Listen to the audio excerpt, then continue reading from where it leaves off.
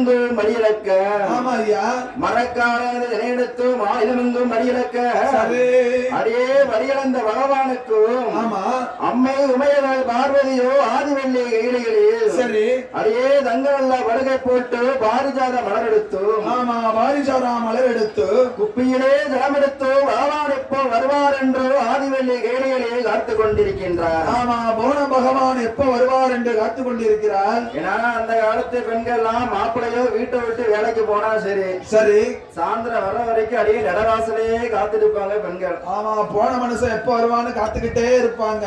மணியா 6 மணி ஆயிட்டு இன்னும் ஆளை காணுமே சரி அப்படின்னு காத்திருக்காங்க. ஆமா நேத்து நீர் வெளில அடிச்சுட்டு 4 மணிக்கு வீட்டுக்கு போனீங்க. உங்க வீட்டம்மா என்ன பண்ணாங்க? எந்திக்கவே இல்லையா? 8 மணிக்கு தான் இருந்துச்சு. அதை வெளியே படுத்து கிடந்தப்போ ஆமா சரி இந்த காலத்து பெண்கள் அப்படி இருக்காங்க.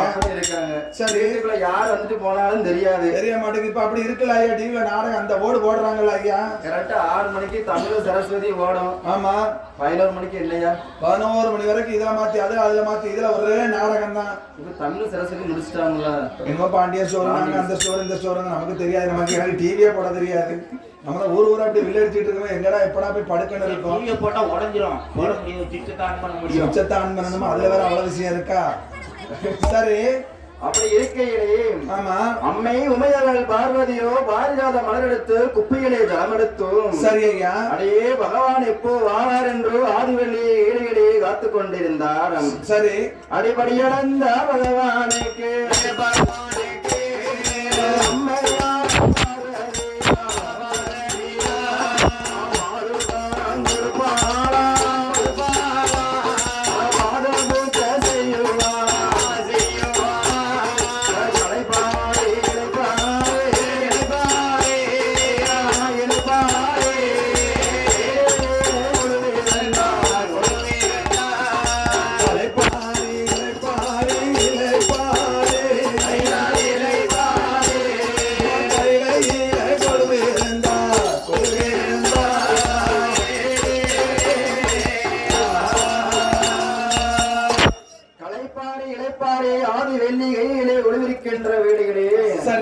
ஒரு நாள் தினமதிலே பகவானோ படியிலக்க போகிறார். சரி ஐயா உடனே அம்மை உமையவள் பார்வதியோ பகவானை வழிமறிக்கிறார். ஆமா பகவானை வழிமறிக்கிறார். ஏ பகவானே, ஏ பரம்பொருளே, இன்று ஒரு நாள் ஒரு பொழுது ஆமா உங்களுடன் நான் படியிலக்க வருகிறேன். ஆமா உங்களோட நான் வருவேன் பகவானே.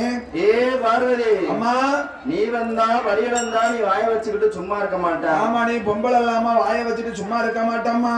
என்னாவுன்னா மனுக்களுக்கு என்னால் மட்டும்தான் படியிலக்க முடியும். ஆமா பார்வதி, தூணுக்கு ஒரு படி எழுப்பும், குருடுக்கு ஒரு படி எழுப்பும். ஆமா நொண்டிக்கு ஒரு படி எழுப்பேன், நொடத்துக்கு ஒரு படி எழுப்பேன். ஆனா நீ பெண்ணாகப்பட்டவா சும்மா இருக்க மாட்டா. ஆமா வாய வச்சுட்டு சும்மா இருக்க மாட்டியம்மா. அதனால நீ ஆதிவெள்ளி கையிலே குழுவிருந்து கொண்டு வா. சரி நான் போய் படியிழந்து கொண்டு வருகிறேன் என்று சொல்லி பகவானோ படியிழக்க போய்விட்டார். சரி ஐயா அம்மை உமையவள் பார்வதிக்கு சிறு சந்தேகம். அம்மா பார்வதிக்கு ஒரு சிறு சந்தேகம். பகவானோ படியிழக்க போறேன் படியிழக்க போறேன்னு சொல்லி கொண்டு படியிழக்க போறாரா? இல்ல படியிழந்து விட்டு பட்டினியா போட்டு வருகிறாரா? யாருக்கு பட்டினியா போட்டு வராரு? படைத்த மனுக்களுக்கு ஐயா. படைத்த மனுக்களுக்கு பட்டினி போட்டுதான் வருகிறாரா? சரி நம்ம ஆராய்ந்து பார்க்க வேண்டும் என்று. ஆமா நாம் சோதித்து பார்க்க வேண்டுமே என்று. அம்மை உமை பார்வதி ஆகப்பட்டவளோ சரி